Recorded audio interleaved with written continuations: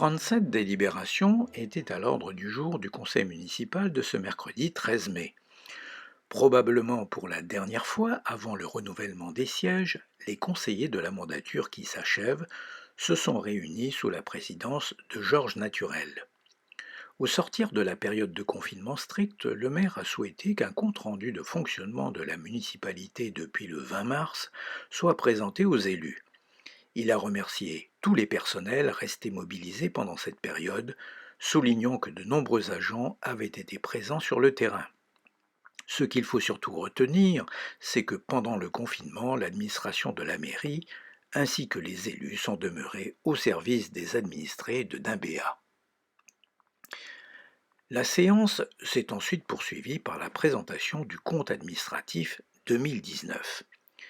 Le résultat définitif 2019 du budget principal reste excédentaire avec plus 167 millions de francs.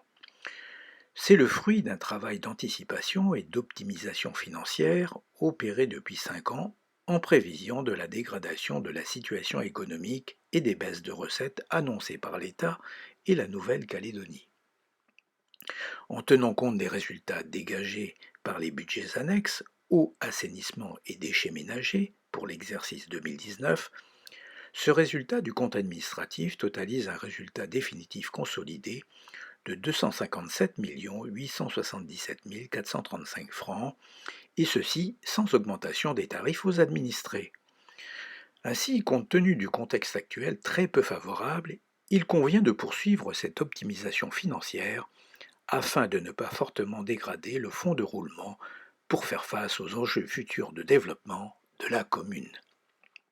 Autre point important de l'ordre du jour, la mise en révision du plan d'urbanisme directeur.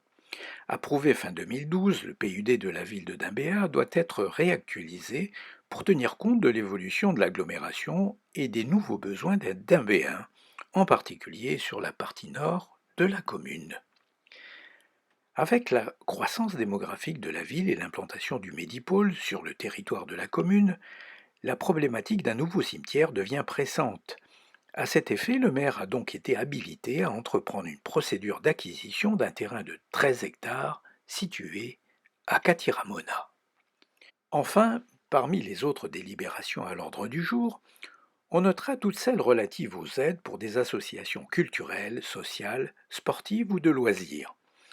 Malgré la crise du Covid, la ville poursuit le soutien au secteur associatif avec un montant global des subventions qui s'élève à 8 695 000 francs.